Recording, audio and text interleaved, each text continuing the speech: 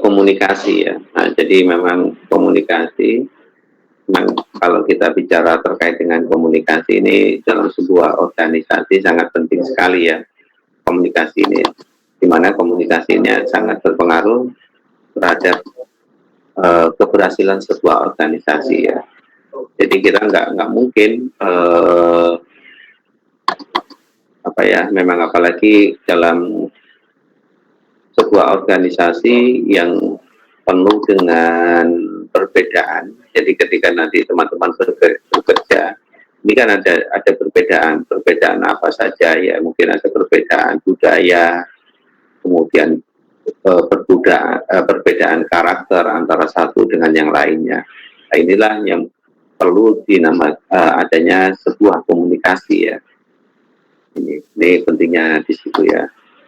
Karena kalau tanpa komunikasi memang akan terjadi hambatan-hambatan ya, hambatan-hambatan. Ini salah satu fungsi dari komunikasi komunikasi dalam bisnis ya.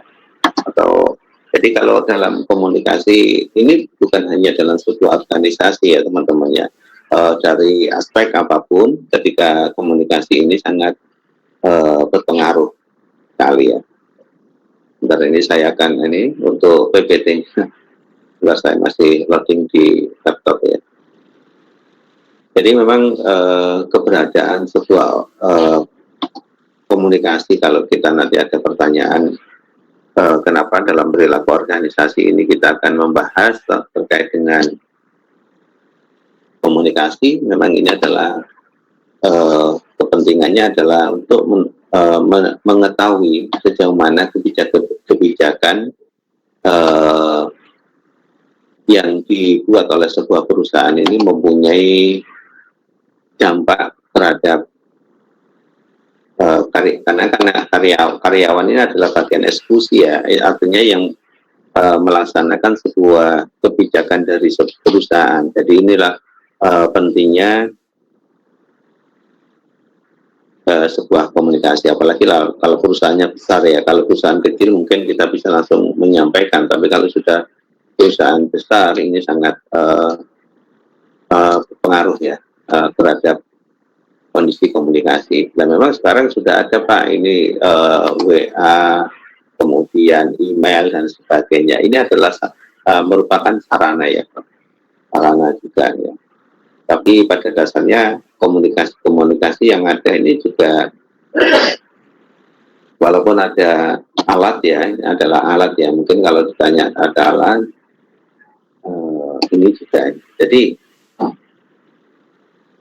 kalau dalam sebuah perusahaan atau organisasi ini memang sifatnya komunikasinya adalah sifatnya formal ya, sifatnya formal ya. Jadi sangat formal sekali. Jadi nggak ya, berbeda dengan perusahaan-perusahaan yang ini ya.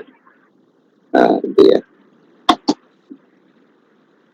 Jadi memang kalau ketika mungkin kalau teman-teman nanti melakukan apa itu KKU ya, istilahnya KKU di perusahaan itu kan ada ya, ada minta tanda tangan dari sini, tanda tangan macam-macam ya. Ketika nanti misalkan ini untuk persetujuan di sebuah perusahaan, ini kan tanda tangannya ada tanda tangan siapa yang membuat tanda tangan, kemudian atasannya siapa tanda tangan sampai ke tingkat atas.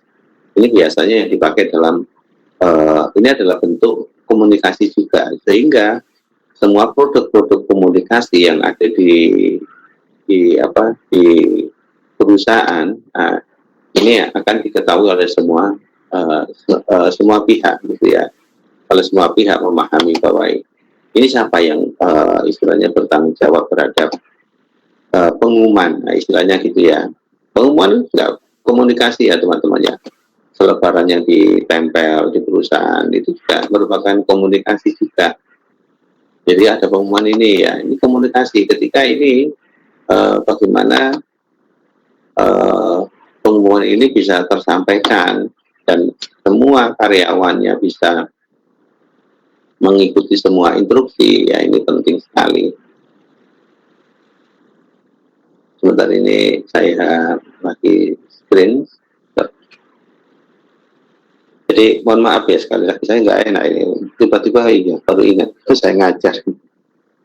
Ya ini ada rapat yang tadi kita bahas terkait dengan guru-guru. Ini ya gambarannya komunikasi. Sama lah. Memang kalau ketika nanti dalam sebuah organisasi ini apa saja sih isinya dari komunikasi yang ada dalam perusahaan. Kalau memang dalam perusahaan isinya ya berupa misalkan SOP ya, para SOP, standar operasional prosedur, kemudian bagaimana menjalankan tool, nah ini ya. Gitu.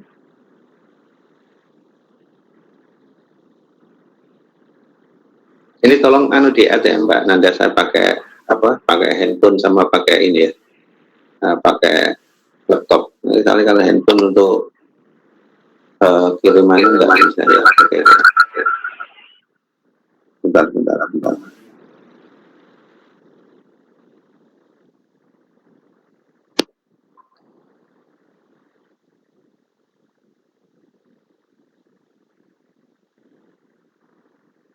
Bentar.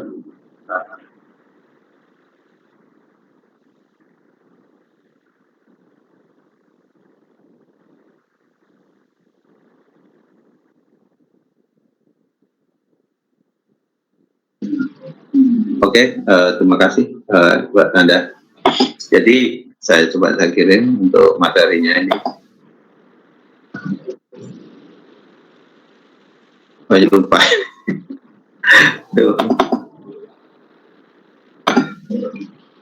Jadi memang kalau dalam perusahaan memang komunikasinya kan sifatnya formal ya. Memang harus formal. Jadi misalkan Mbak Nanda yang membuat persetujuan ini gitu, kemudian disetujui oleh atasan Mbak Nanda, kemudian diketahui oleh pimpinan. Jadi sifatnya seperti formal ya. Jadi seperti memang kalau isi dari komunikasi dari sebuah organisasi ya isinya tentang tata cara bekerja, kemudian tentang produktivitas, prosedur gitu ya, kemudian beberapa pekerjaan yang harus dilakukan, nah ini kebijakan, pernyataan dan sebagainya. Seperti jumlah pres sendiri ya, jumlah pres kalau dalam sebuah organisasi memang ini harus sebelumnya itu harus dirapatkan, ini sehingga tidak ada kesalahpahaman. Ini penting sekali. Ini juga bentuk komunikasi. Dan surat-surat ini dalam perusahaan ya, ini adalah beberapa isi dari komunikasi yang ada di perusahaan. Komunikasi kita sehari-hari memang sangat formal sekali ya. Tapi kalau dalam komunikasi informal ya beda ya. Jadi kalau di perusahaan ini sangat formal sekali, memang isinya tentang terkait apa yang dilakukan perusahaan dalam rangka menjalankan visi dan misi perusahaan. Tetapi ketika kita pada informal, ini komunikasinya beda ya. Jadi memang inilah yang jadi permasalahan. Banyak sekali sosial media ini kan juga dipakai misalkan Mbak Nanda ini bekerja di Politik X misalkan, nah ini ketika membicarakan PDX di media sosial ini tidak tepat. Kenapa? Ya karena perusahaan di organisasinya adalah sifatnya formal, ketika di sosmed ini kan adalah informasi yang sifatnya informal ya. Ini beda sekali ya. Jadi tapi juga ada sifatnya harus disetujui oleh, hanya sifatnya informal di sosial media ini terkait dengan misalkan ada pemberitaan yang sekarang ini kita sering lihat bahwa komunikasi yang ada di sering memberikan statement yang dilewatkan dengan sosial media. Apakah itu boleh? Ini biasanya dipakai ketika organisasi tersebut ini biasanya terjadi misalkan permasalahan terkait dengan sosial media, misalkan menyerang BTE gitu ya kan, sekarang kan netizen kan aneh-aneh ya. Nah itu biasanya membalasnya atau memberikan kabar juga secara sosial media.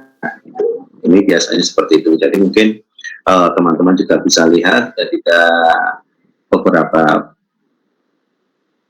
membuat klarifikasi biasanya juga di sosial media. Tujuannya seperti ini ya. Ketika kita bicara sosial media itu apakah juga resmi Pak? Ya sebenarnya kontennya juga kalau ini ditandatangani ya seperti yang kemarin viral terkait ini ya teman-teman ya, yang orang membeli produknya Eiger ya, masih ingat ya, ini seseorang ini membeli produknya Eiger, kemudian dia memberikan testimoni lewat video pakai HP-nya dia dan diunggah, kemudian pihak Eiger itu keberatan. Nah, itu kan ya yang bulan lalu itu lagi heboh antara Eiger itu keberatan, sehingga merasa kok videonya jelek itu kok diunggah, ini kan juga akan mempengaruhi citra dari Eiger itu sendiri ya. Nah, tapi karena banyak hujatan dari para netizen, akhirnya manajer dari Eiger itu, presiden direkturnya ya waktu itu ya,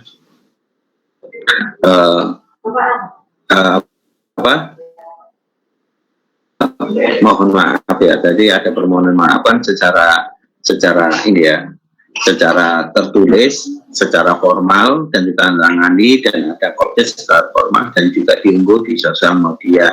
Nah ini adalah seperti itu juga ya.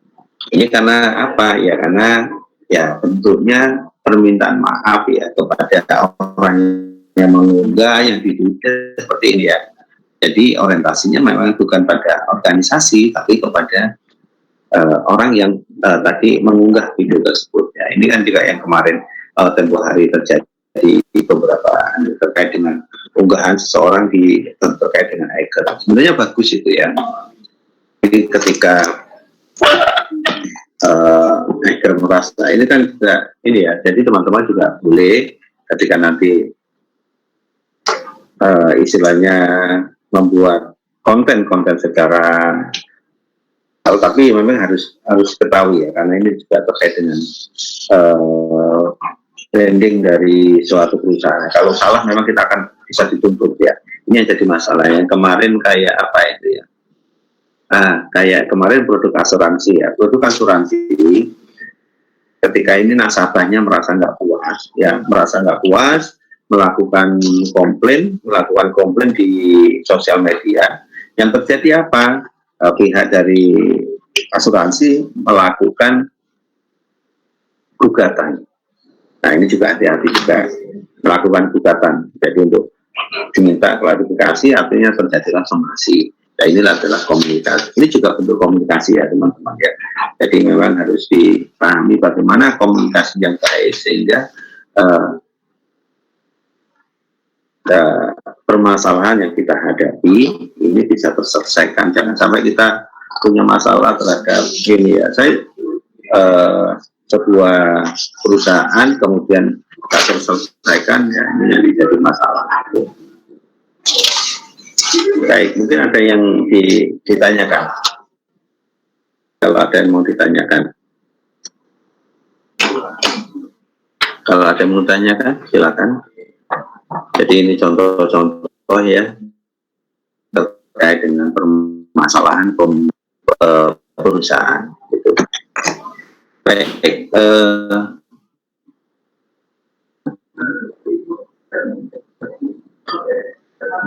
sekarang ini yang terjadi bagaimana ini ya, ini ada menurut kontrak ya, kontrak mengatakan bahwa 3 fungsi dari komunikasi ini ya, kalau dalam perusahaan, dalam organisasi ya, ada fungsi perintah, fungsi relasional, dan fungsi manajemen ambigu. Nah, jadi kontrak ini ada fungsinya. Fungsi dalam perintah ya seperti tadi ya, seperti SOP itu adalah pemerintah ya. Ya, jadi fungsi perintah di sini adalah berkenaan dengan anggota organisasi mempunyai hak dan kewajiban dalam kemudian menerima, menafsirkan, dan bertindak atas sesuatu perintah, gitu ya. Ini namanya fungsi perintah. Namanya komunikasi. Jadi anggota komunikasi ya punya hak dan kewajiban berkomunikasi, apa, yaitu berbicara, menerima, menafsirkan, dan bertindak atas sesuatu perintah tersebut. Ya, tujuan dari fungsi perintah ini dalam komunikasi tentunya adalah fungsi untuk mengkoordinasi di antara sejumlah anggota yang tergantung dalam organisasi tersebut. Tujuannya seperti itu, tujuan fungsi perintahnya itu. Jadi kalau sudah komunikasi tujuan perintah ini ya ketika nanti SOP pengerjaan keuangannya seperti ini ya teman-teman harus mengikuti, tidak bisa menafsirkan atau mengurangi. Apa yang terjadi kalau menambah dan mengurangi tentunya akan terjadi permasalahan. Ya ini salah satunya seperti itu. Manajemen. Ya. Kemudian yang disebut dengan fungsi yang kedua, relasional. Jadi fungsi relasional ini berkenaan yang memperbolehkan anggota dalam organisasi ini menciptakan dan mempertahankan bisnis secara produktif yang berhubungan dengan personal dengan anggota organisasi yang lain. Artinya apa? Ini artinya misalkan teman-teman melakukan email ke perusahaan lain misalkan, seperti itu ya. Ini artinya sampai melakukan fungsi relasional. Kemudian atau sampai mungkin kalau sebagai pembelian misalkan melakukan pembelian ke perusahaan lain, nah ini kan juga relasional ya, atau melakukan penawaran ya itu. Tapi semua ini kan juga ada mengetahui dari manajemen, nah, tentunya seperti ini. Jadi misalkan Mbak Nanda, saya minta untuk melakukan penawaran harga misalkan seperti itu. Ini adalah fungsi relasional sehingga Mbak Nanda punya kewenangan untuk melakukan negosiasi. Atau nanti ketika Mbak Nanda ini seorang marketing misalkan mau menjual barangnya, tentunya bagaimana Mbak Nanda ini juga bisa menawarkan produknya, ya tentunya melakukan hubungan relasional gitu ya, komunikasi ya. Jadi sangat penting sekali komunikasi relasional ini. Apa? Ini akan menunjukkan kinerja. Kalau misalkan nanti seorang pembelian misalkan tidak melakukan penawaran ke perusahaan supply, nanti kan juga nanti harganya kan juga nggak bisa turun. Gitu. Oh nanti bisa misalkan harganya $100 ketika Mbak Nanda melakukan penawaran komunikasi yang baik, harganya bisa turun menjadi $90. Artinya apa? Perusahaan ini ada untung berapa? $10. Nah itu ya. Akan mempengaruhi kinerja dari mana Anda, apa keberhasilan bisa melakukan penawaran dengan baik sehingga perusahaan untung $10. Nah, seperti itu. Atau kalau sebagai seorang marketing ya misalkan kemampuan komunikasi relasional ini akan berdampak pada penjualan barang yang dilakukan. Jadi semakin banyak barang yang akan itu. Ini contoh-contoh hubungan relasional. Atau juga komunikasi antara atasan dan bawahan. Misalkan Mbak Nanda ini adalah seorang manajer keuangan di perusahaan. Tentunya untuk menyampaikan instruksi dari atasan, tentunya Mbak Nanda juga melakukan komunikasi kepada bawahan. Ini kan relasional internal ya. Kalau tadi untuk bagian pembelian atau marketing, ini ada eksternal keluar ya, ke supplier ataupun ke. Kalau dengan internal ini dengan mungkin antara bawahan atau atasan mungkin, atau sebaliknya dari bawahan ke atasan, misalkan untuk mengerjakan ini kok tidak, misalkan Mbak Alif ini menyusun laporan keuangan keuangan kok tidak terjadi balance, tanya ke Mbak Nanda sebagai atasan misalkan, bagaimana kok tidak laporan keuangannya nggak balance. Ini kalau kita teruskan nanti ada masalah di catatan pajak misalkan. Wah, ini ada bawahan menyampaikan. Nah, ini juga seperti itu. Tadi dicek oleh Mbak Nanda, oh ternyata ada ini. Sehingga adanya komunikasi ini bisa juga menekan kerugian itu. Berarti ada sesuatu yang salah. Dengan salah ini segera dilakukan. Inilah teman-teman terkait dengan fungsi komunikasi dalam itu ya.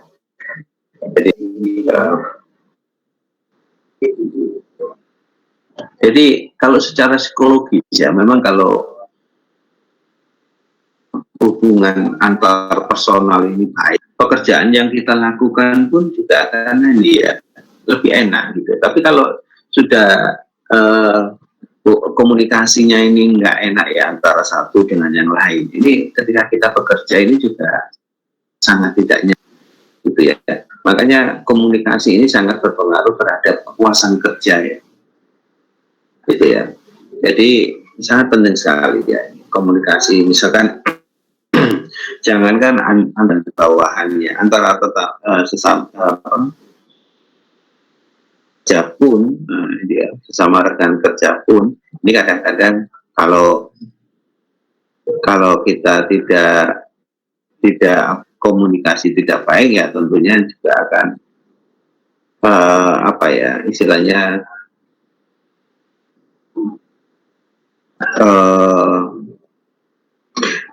pekerjaan tersebut juga kurang mengenakan ya. Jadi ini penting sekali ya, seperti yang kemarin di perkuliahan sebelumnya ya, ini kan juga terkait dengan apa ya, juga komunikasi ini juga dipengaruhi oleh suasana hati ya, suasana hati antara karyawan satu dengan yang lainnya ini juga sangat tergantung ya. Ini ya sangat berpengaruh ya. Kalau memang suasana hatinya kurang bagus, dan ini juga banyak ya mungkin karena komunikasi tulisan maupun lisan ini juga jadi ada masalah ya.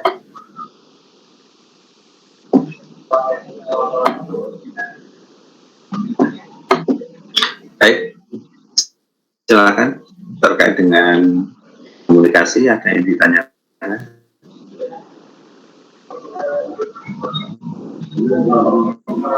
Ini, jadi ada fungsi komunikasi ya. Fungsi komunikasi di sini adalah fungsi kendali ya.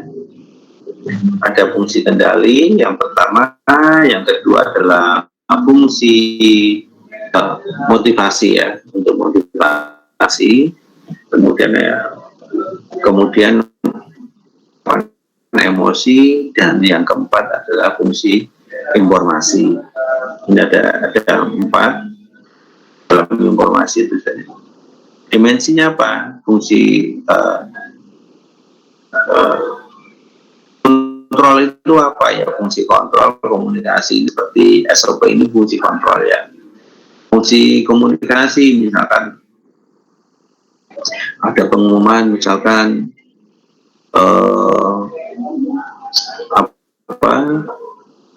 untuk kenaikan jabatan ini akan tertuang dalam peraturan. Nah ini ketika ini ada peraturannya akan bisa naik jabatan. Yang ini bekerja target ada. Ya, jadi ini apa? Fungsinya apa ya? Untuk motivasi saja. Nah, sehingga karyawan bisa bekerja sesuai dengan target yang diberikan seperti itu. Yang ketiga ini adalah pengubahan emosi. Emosi itu artinya misalkan ini buat peraturan, jadi misalkan karyawan tidak boleh terlambat lebih dari 5 menit, gaji dipotong dan sebagainya. Ini kan kadang-kadang juga seperti itu ya. Nah, contohnya. Dan keempat tentunya adalah komunikasi ini fungsinya sebagai alat informasi ya, mengkomunikasikan semua kebijakan yang ada Ya,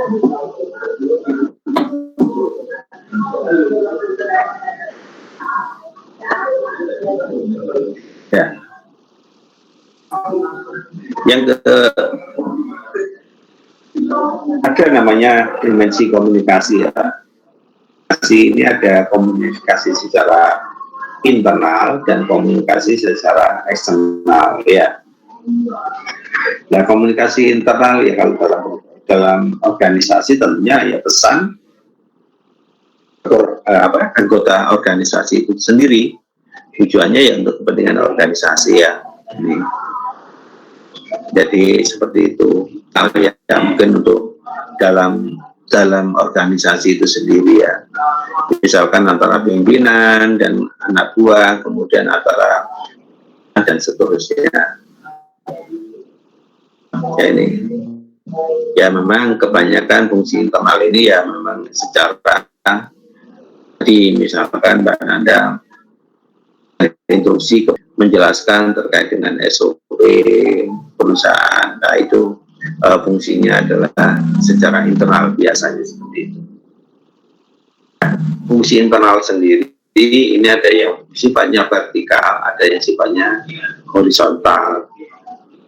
Yang vertikal ini tentunya ya antara rekan kerja ya, misalkan antara rekan kerja ini horizontal.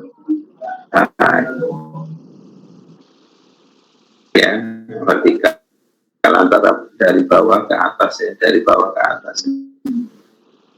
Menyampaikan seperti tadi saya sebagai contoh ketika si A ini menyampaikan kepada Mbak Nanda sebagai atasan, tanya kenapa kok laporan keuangannya tidak. Kemudian Mbak Nanda sebagai atasan dia akan ya terima kasih coba dicek gitu lah, seperti itu. Jadi kondisinya akan seperti itu. Jadi bisa menyampaikan masukan gitu ya, vertikal. Atau bisa komunikasi vertikal ini pimpinan memberikan instruksi. Nah, misalkan instruksi setelah dicek oleh Mbak Nanda ternyata ada masalah. Kalau gitu kerjakan seperti ini. Nah, itu. Jadi yang awalnya dari anak buahnya Mbak Nanda memberikan masukan terkait ada antara masukan dan keluaran, kemudian setelah dicek lagi Mbak Nanda ternyata ada kesalahan SOP. Nah, makanya Mbak Nanda memberikan instruksi. Jadi vertikal itu bisa naik dari bawahan ke atasan atau sebaliknya dari atasan ke bawahan. Horizontal itu sejajar ya, horizontal sejajar. Ini mungkin dari rekan-rekan kerja, jadi antar karyawan, antar manajer, nah, itu bisa ya.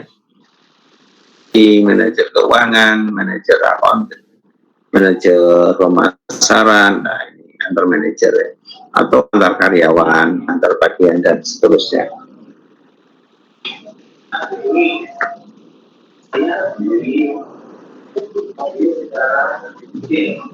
Yang kedua ini adalah komunikasi eksternal ya. Tadi ada internal, eksternal ya. Eksternal tadi adalah komunikasi ke pihak luar ya. Tadi ya seperti saya sampaikan. Contohnya adalah ke customer atau ke supplier seperti itu ya. Ini internal. Jadi atau misalkan pimpinan perusahaan melakukan kompresi press, ya, itu kan komunikasi eksternal ya, ke khalayak ramai, ke masyarakat, memberikan klarifikasi dan sebagainya.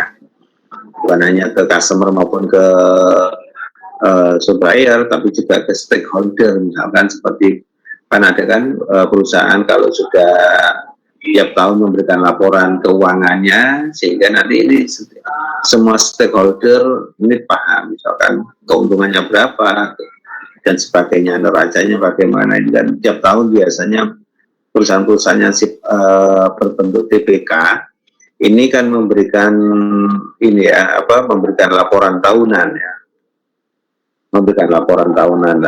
Laporan tahunan inilah yang Dipakai untuk siapa? Ya tentunya semua stakeholder gitu ya.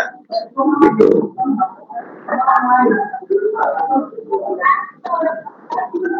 Ya, mungkin ada yang tanyakan teman-teman. Jadi kalau nanti perusahaan bekerja di bidang keuangan, nanti tentunya teman-teman akan mengalami seperti itu. Oh, ini perusahaan akan memberikan dividen. Bagaimana setelah memberikan dividen ya harus dijelaskan ya. Ini yang terpenting adalah hal-hal yang mendasar dalam komunikasi ya. Nah, jadi yang penting adalah arah komunikasi. Ya. Satu adalah arah komunikasi, jadi ya, seperti tadi ya, antara arah dari vertikal, ya ini, dari vertikal, ya, nanti bisa dibahas sendiri. Jadi dari bawah ke atas atau ke atas, dari ke atas ya ini.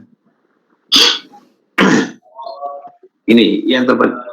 Yang kedua adalah jaringan formal dan jaringan informal ya. Jaringan formal dan jaringan informal dalam komunikasi ini tentunya berkaitan dengan tugas yang mengikuti rantai pewarnaan. Artinya tugas ini itu wewenangnya siapa, gitu ya teman-teman ya. Nah ini wewenangnya siapa. Nah, ini jadi kalau jaringan informal ini selentingan atau bisa disebut dengan ini ya, komunikasi selentingan. Ini ada misalkan isu seperti itu ya, seperti itu.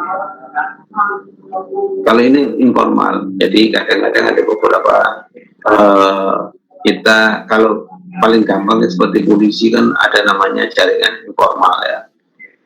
Informal ini adalah kayak spionase, jadi seperti itu ya. Ini bisa dipakai jaringan formal dan informal ini bisa pakai. Jadi kalau rata-rata polisi itu punya jaringan ini ya, informal ya. Jadi tidak mungkin seorang polisi itu masuk misalkan untuk menangkap sebuah penjahat ini. Kalau masuk kan, kalau dia masuk sendiri kan penjahatnya kan lari. Makanya ini kebutuhan namanya informal. Informan di sini ya fungsinya apa? Ya memberikan masukan kepada polisi, mungkin penjahatnya ini akan berkumpul jam sekian di sini jumlahnya sekian. Nah, ini penting sekali juga. Kalau di perusahaan apakah perlu Pak jaringan-jaringan sifatnya informal juga perlu, gitu ya. Jadi ini sangat berkaitan kalau jaringan informal dalam perusahaan itu berkaitan dengan dengan kompetisi dari perusahaan. Jadi perusahaan-perusahaan ini kan seringkali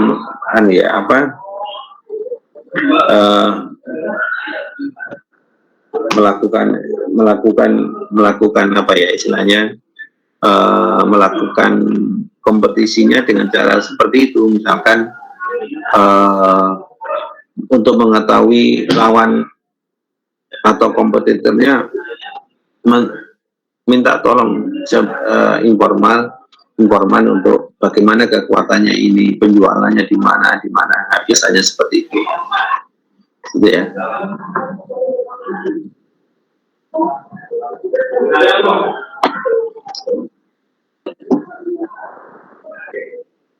Dan yang ketiga ini ada jaringan komunikasi nonverbal ya. Jaringan komunikasi nonverbal apa ya, tentunya dengan ya gerakan tubuh, mimik. Nah itu bisa ya, tubuh, kepala menggeleng, mengangguk, kemudian tersenyum. Nah ini kan juga komunikasi juga ya teman-teman ya. Makanya kalau orang-orang dulu mengatakan itu ya, jadi kalau sudah mengangguk berarti setuju, kalau geleng berarti tidak setuju ya, gitu ya. Kemudian yang hal terpenting berikutnya adalah terkait dengan pilihan saluran komunikasi ya. Apa pilihan komunikasi ya, tentunya ini banyak sekali ya. yang bisa komunikasi ini yang diteruskan, gitu ya. Apa saja? Ya tentunya bagaimana terkait dengan menangani kegiatan ya isyarat berganda, ya apa itu isyarat. Yang kedua, untuk memudahkan ini ya saluran komunikasi ini untuk isyarat berganda ini artinya gini ya, isyarat berganda ini kan tujuannya untuk ini apa, ambigu, untuk mengurangi ambigu, ketidakjelasan. Nah itu. Jadi yang kedua, pilihan saluran ini juga untuk bertujuan untuk memudahkan umpan balik yang cepat. Apa umpan balik yang cepat? Misalkan, oh saya komunikasi ke customer lewat telepon saja, lebih cepat dijawab. Kalau lewat email apa? Karena kesibukan Pak, saya pakai email saja dan seterusnya. Yang kedua mungkin ini ada sifatnya sangat pribadi dan seterusnya.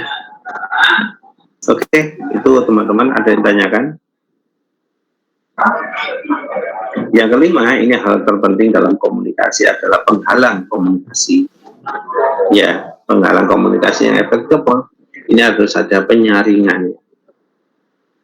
Penghalangnya ada penyaringan. Ya, memang adanya manipulasi informasi ya. Ini ya. Memang manipulasi informasi ini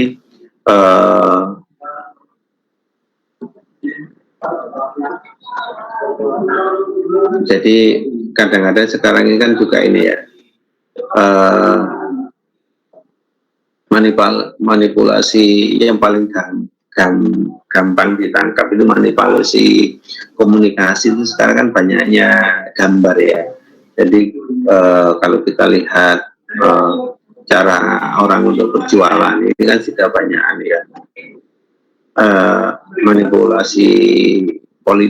manipulasi gambar ini kadang-kadang bisa, kadang-kadang teman-teman ketika membeli produk di apa marketplace itu kadang-kadang hanya melihat gambarnya saja, kadang-kadang oh ini produknya bagus dan sebagainya. Nah ini kan ya sebenarnya untuk bahasa marketing ya, bahasa marketing, sehingga untuk bentuknya ya apakah ini Pak ya, kadang-kadang ada yang ini ya nakal ya untuk memanipulasi saja gitu ya, sehingga calon customer mau memilih seperti itu. Yang kedua, ini penghalang komunikasi ada persepsi ya, persepsi selektif ya, persepsi dari penerima. Nah, ini persepsinya itu sudah, misalkan yang menyampaikan komunikasinya adalah si A, mungkin tentunya nggak cocok atau apa itu ya. Ya, memang ini persepsi itu macam-macam ya. Dasarnya persepsi ada kebutuhan, motivasi, pengalaman, gitu. Oke.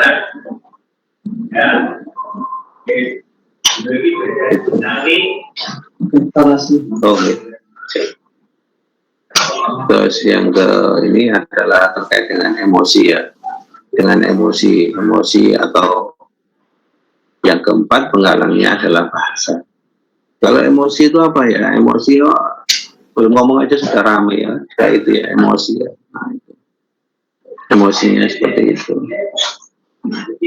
Nah itu bahasa ya, ini juga kadang-kadang bahasa ini terkait dengan apa ya, culture yang ada di kita ya, culture. Kadang-kadang kalau teman-teman nanti pergi ke mana, ke daerah Sulawesi saja, ketika sama-sama bahasa Indonesia, sama menggunakan bahasa Indonesia, kadang-kadang yang diomongkan juga sama ya. Kalau kita tidak terbiasa, ini juga akan bingung juga menerima itu ya. Nah itu pengalaman saya ketika saya bekerja di perusahaan, kalau ada tugas di Sulawesi kan gitu ya. Ya, yang ke faktor-faktor komunikasi yang keenam adalah ini faktor yang berkaitan dengan efektivitas sebuah komunikasi, gitu ya. Gitu. Oke, ini jadi efektivitas komunikasi apa? Artinya apa? Ya saluran komunikasinya bagaimana, gitu ya. Misalkan saya memberikan pengumuman, apakah ini nanti karyawannya ini bisa menerima dengan baik atau tidak. Ya ini sangat tergantung dari oh ini pakai email atau saya telepon langsung atau pakai WA group dan sebagainya. Nah, ini macam-macam ya teman-teman ya.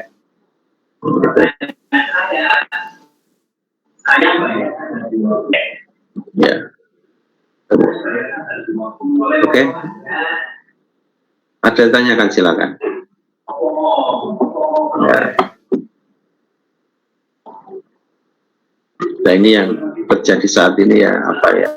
Memang sekarang ada namanya isu-isu terbaru dalam komunikasi apa? Pengalaman komunikasi ini ya tentunya saat ini adalah gender juga bisa menjadi penghalang ya. Antara pria dan wanita ini bisa jadi penghalang. Kemudian juga terkait dengan komunikasi yang apa ya benar atau salah yang secara politis ya, ini bisa atau juga komunikasi antar budaya atau juga komunikasi elektronik ini adalah yang terbaru. Nah kalau secara komunikasi secara politis ini juga akhirnya benar salahnya kan juga politis juga ya teman-teman ya. Nah itu juga berpengaruh juga ya. Kemudian tentang komunikasi silang budaya antar budaya ya ini juga.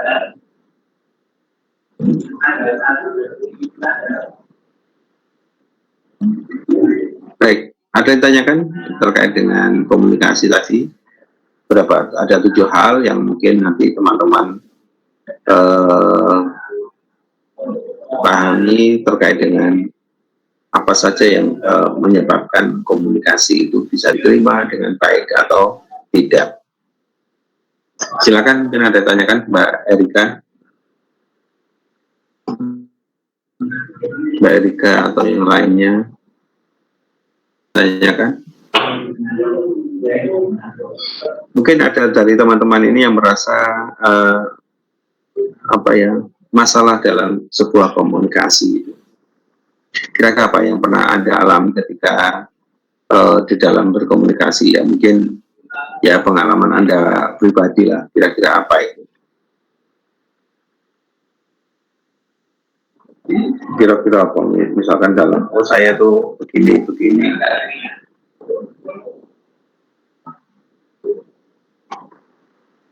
yang pernah Anda pengalaman Anda yang pernah alami ketika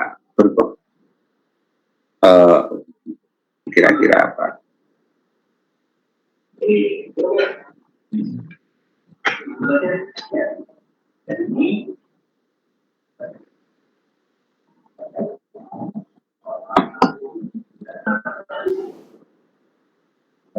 Ya.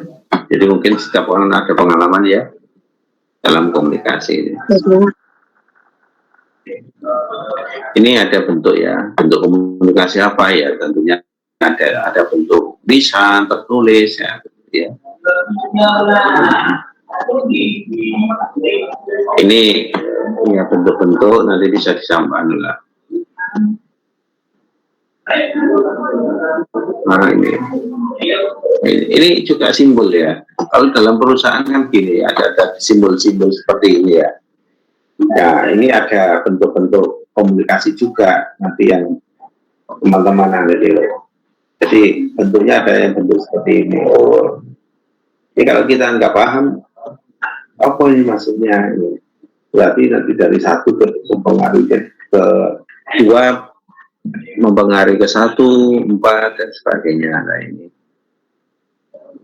nanti bentuk-bentuk dalam komunikasi biasanya seperti ini. Pola komunikasi, ya, polanya seperti ini. Nah, ini struktur ya. Nah, struktur juga namanya pola komunikasi ya, struktur organisasi.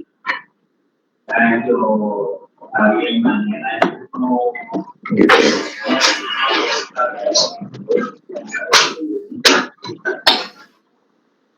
Ini juga bentuk komunikasi grafik. Nah, nanti bisa dianu ya teman-teman ya. Ini contoh-contoh aja lah. Contoh-contoh nanti bisa dianu. Ini gosip ya. Ini ada namanya gosip ya. Gosip itu satu orang berkomunikasi dengan banyak orang, ini gosip ya. Satu orang berkomunikasi dengan orang lain, orang yang banyak ya. Nah ini gosip, ini gambarnya seperti ini. Ini gambarnya cluster. Nah, cluster. Nah, cluster itu makanya kalau cluster itu kan ini ya. Dari satu ke, misalkan dari satu ke 2, 3, 4, ke 4 ke ini, dan seterusnya. Ini cluster ya. Nah, ini.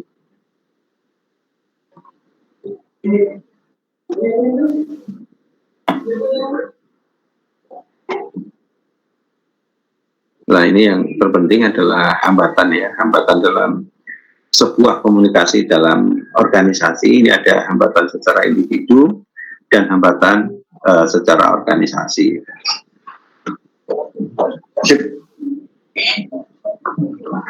Ya. Jadi kalau hambatan secara individu, ya mungkin ya kesalahpahaman ya ini bisa.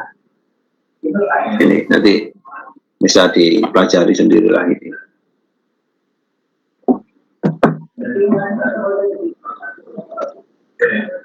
Baik, teman-teman, mungkin ada yang ditanyakan, silakan.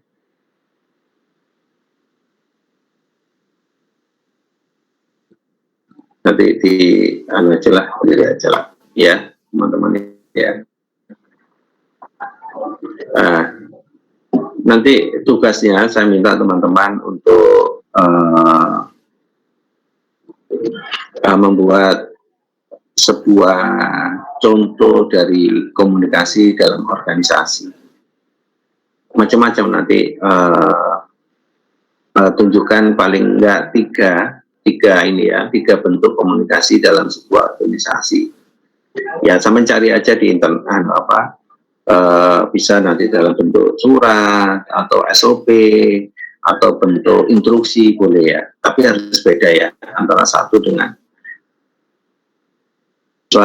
mahasiswa lain. Oh, Mbak Alif ini pakai nanti ini contoh-contoh ya, nanti dua aja lah contoh-contoh komunikasi dalam organisasi, bisa dalam bentuk berita acara, bentuk apa, terserah ya. Kumpulkan minggu depan, yang gampang-gampang aja. Dua bentuk komunikasi dalam organisasi gitu ya. Bagaimana perusahaan ini menyampaikan komplain ke ya, terserah, mungkin bentuk konferensi pers ya, boleh nanti saya besok saya buatkan problem karena ini dua ya, nanti dalam bentuk PDF dikirim ya, santai aja. Baik, mau didiskusikan silakan teman-teman, ada yang mau ditanyakan.